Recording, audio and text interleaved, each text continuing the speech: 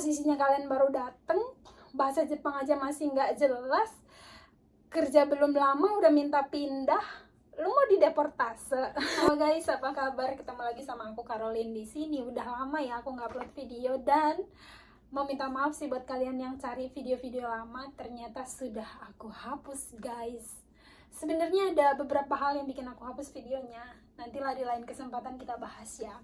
Oke, karena ini video pertama, aku pengen bahas sesuatu yang penting buat kalian yang akan ke Jepang. Nah, aku akan bahas tentang 5 kebohongan yang kita percayai tentang karir di Jepang.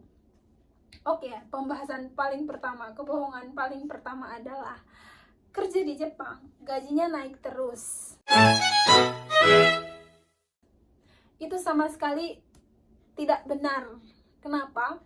Oke, caranya adalah kalian boleh lihat kontrak kerja kalian ketika kalian terima. Nah, di situ tertulis tuh di bulan keberapa akan naik, di bulan keberapa akan naik. Setelah dia sampai ke titik tertentu di mana nggak ada tertulis lagi kenaikan, maka gaji kalian itu akan stuck. Dia rata. Ya, kalaupun naik, itu sedikit banget gitu. Jadi jangan bermimpi buruk kerja di Jepang gajinya naik-naik terus. Hey, that's not gonna happen. Nah, aku mau cerita ya. Di video aku yang lalu aku bahas tentang gaji kan. Di situ banyak orang yang salah kaprah, dipikirnya gaji itu naik terus.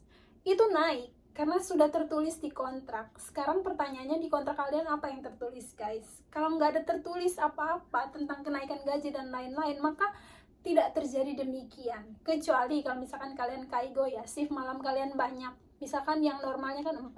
Kalau lagi kekurangan orang, kalian dikasihnya 5 atau 6. Kan otomatis naik kan. Nah, seperti itu. Jadi, lihat idealitasnya jangan terlalu ketinggian. Aku juga di titik itu loh, yang mikir kayak kalian, ada nanti gajinya naik-naik terus nih. That's not gonna happen. Dan aku cuma mau bilang ya, jadi di tempat kerja kami, kita sempat kepo kan, berapa sih gajinya teman kerja orang Jepang. Dan pas satu kesempatan, kita cocokin slip gaji. Dan, jadi temen ini udah kerja sekitar 4 tahun di tempat yang sekarang, dan di tempat yang lalu sekitar 3 tahunan. Tapi, gaji pokoknya, bedanya dari kita cuman 5.000 yen, alias 500.000. Dan gaji lainnya itu nggak ada bedanya. Yang bikin beda adalah dia shift malamnya 7 kali atau 8 kali sebulan. Itu aja yang bikin beda. Jadi udah dapat gambaran ya teman-teman. Jangan berprasangka buruk, oh ternyata tempat kerjaku ini nggak naikin gaji. Bukan demikian, mereka pasti udah tulis di kontrak kerja kalian. Apa sih yang tertulis di situ? Silakan baca baik-baik sebelum kalian tanda tangani. Nah, kebohongan kedua, kerja di Jepang bisa nabung puluhan juta. That's not true. Kenapa aku bilang that's not true? Gini ya, aku kasih contoh nih. Kalau gaji kalian misalkan lah gaji kotornya 20 juta. Nah, di dalam 20 juta itu, setelah dipotong-potong segala macem, kita taruhlah yang kalian terima itu sekitar 15 jutaan. 15 jutaan itu kalau misalkan kalian seperti aku kan, kalau aku di agamaku kita kasih persembahan persepuluhan, itu aja taruhlah di 15-20%. 15-20% dari 15 juta, sisanya sekitar 13 jutaan. Nah, di 13 jutaan ini belum terpotong uang makan, uang beli kebutuhan apa ini dan itu. Dan kalau seandainya kalian itu nggak punya tanggungan, misalkan orang tua kalian itu pekerjaannya bagus, kalian nggak punya saudara-saudara yang harus disokong, jadi kalian full duit sisanya itu nabung, paling mentok kalian bisa tabungnya 10 juta. Jadi nggak ada yang sampai kayak, wah banyak banget sampai yang 20 juta, 30 juta, that's not true. Nggak usah dengerin hal-hal yang hanya membuat kita tuh punya hayalan tinggi-tinggi banget gimana. That's not true. Kita lanjut. Kebohongan yang ketiga, tinggal di Jepang otomatis bisa ngomong bahasa Jepang. Itu nggak bener guys, sama sekali nggak bener. Aku kasih contoh ya. Jadi kita punya temen, dia udah di Jepang 8 tahun. Tapi kalau dia ngomong, itu bunpo atau grammarnya tuh kebolak-balik nggak jelas gitu loh. Bahkan pembimbing kita bilang, ini kalian yang baru datang 1,5 tahun atau yang 1 tahunan ini masih jauh lebih mendingan dibandingkan kakak kalian yang udah 8 tahun di Jepang. Jadi tinggal di Jepang nggak menjamin kita bisa ngomong bahasa Jepang, bisa ngerti bahasa Jepang. Itu balik lagi ke kitanya masing-masing. Lu mau belajar apa enggak? Nah, aku kasih tips ya buat teman-teman yang akan datang ke Jepang.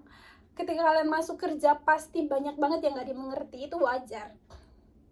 Tapi inget, setiap hari catat apa yang diomongin sama orang Jepang. Nggak ngerti pun catat aja, nanti pulang cari tahu apa sih artinya. Besok-besok coba ngomong hal yang sama, itu harus diulangi setiap hari. Jadi walaupun walaupun kalian baru, terlihat gitu progresnya, dan kalian pun ngerasain sendiri, oh aku ternyata udah bisa ngomong ya. Ternyata dulu yang hanya bisa bikin kalimat kayak misalkan watashi wa Tokyo ni ikitai to omoimasu gitu doang. Aku juga dulu gitu doang, nggak bisa yang nggak bikin kalimat disambungin te mas, nggak bisa. Atau si tari mas, nggak bisa. Atau si mas, nggak bisa.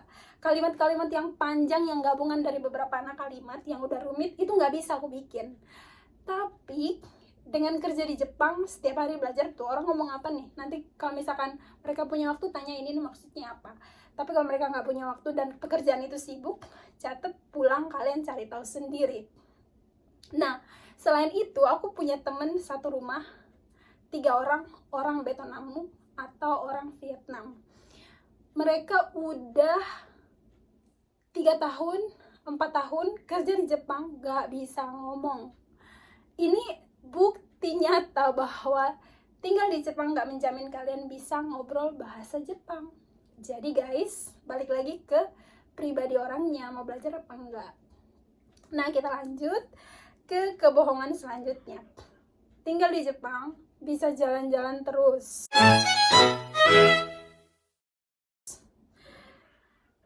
Oke, itu betul.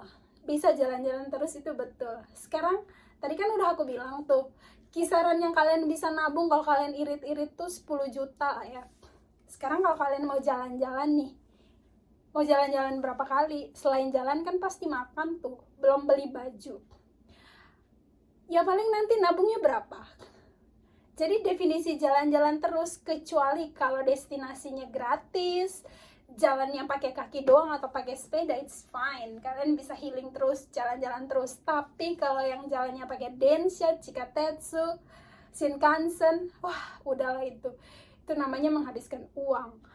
Kalau kalian pilihnya jalan-jalan terus, ya udah imbasnya nggak bisa nabung, sesimpel itu. Jadi itu juga kebohongan, bisa jalan-jalan terus. Ya lu jalan kaki aja atau naik sepeda, jangan jalan yang jauh-jauh karena itu mahal coy.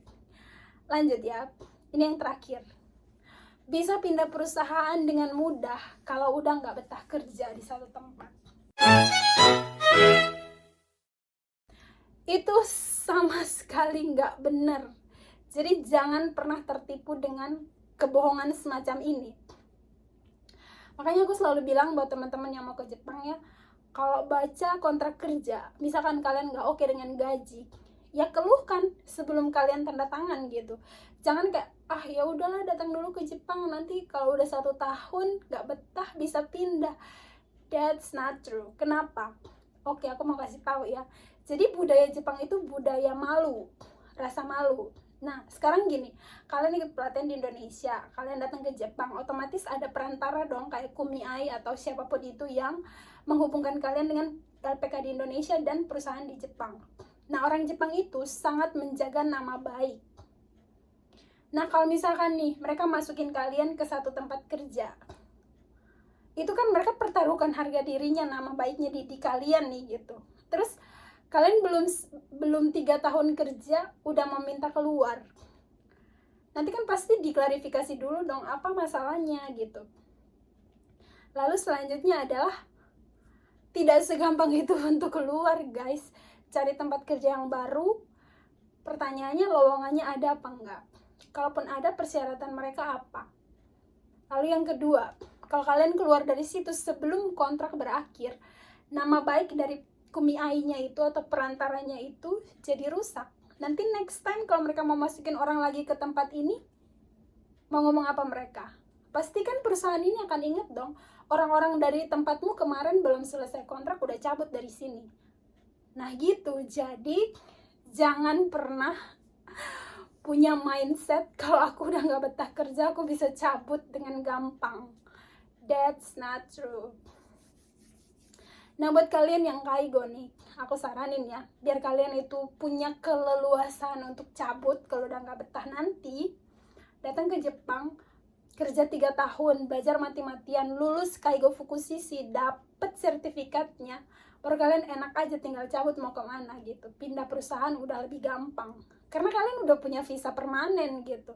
Sekarang kalau posisinya kalian baru dateng, bahasa Jepang aja masih nggak jelas, kerja belum lama udah minta pindah, lu mau dideportase. kecuali kasusnya adalah kekerasan fisik, atau ya yang penting terdapat unsur kekerasan di dalam tempat kerjanya ya, itu beda cerita. Tapi kalau kalian minta pindahnya dengan alasan gajinya kecil, atau aduh aku capek banget, atau apa, that's not that easy.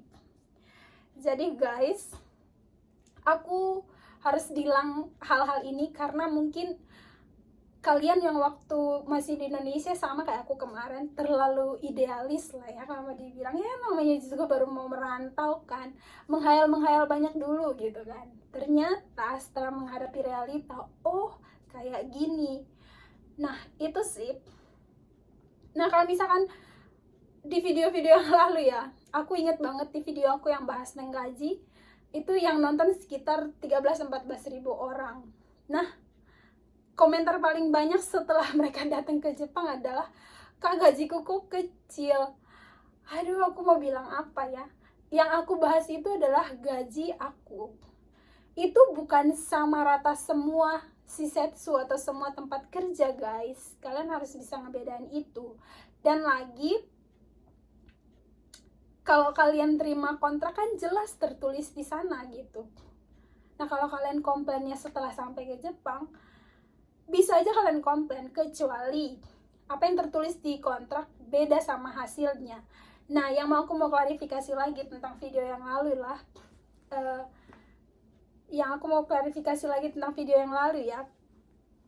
di video yang lalu tuh aku kan kasih tahu tuh step-step naik gaji.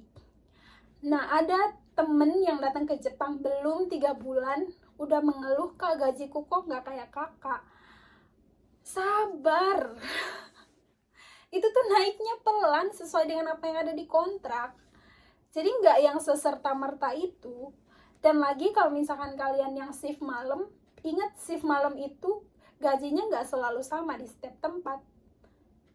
Nah range gaji ya, aku kerjanya itu di Rojin Hokkeng Shisetsu, beda sama teman-teman yang jadi asisten nurse di rumah sakit, beda juga sama orang yang kerjanya di Grupo Homu. Nah nantilah kita bahas tentang jenis-jenis panti lansia di Jepang ya, sama pekerjaan kaigo. Jadi biar teman-teman yang datang ke Jepang tuh ekspektasinya nggak salah gitu. Oke, kayaknya udah kepanjangan sih aku ngebacot di sini. Semangat pelatihan ya guys, ditunggu di Jepang. Udah mau musim sakura nih, udah musim dingin sekarang, antar lagi musim semi. Jadi kalian harus semangat, ditunggu di sini lah ya.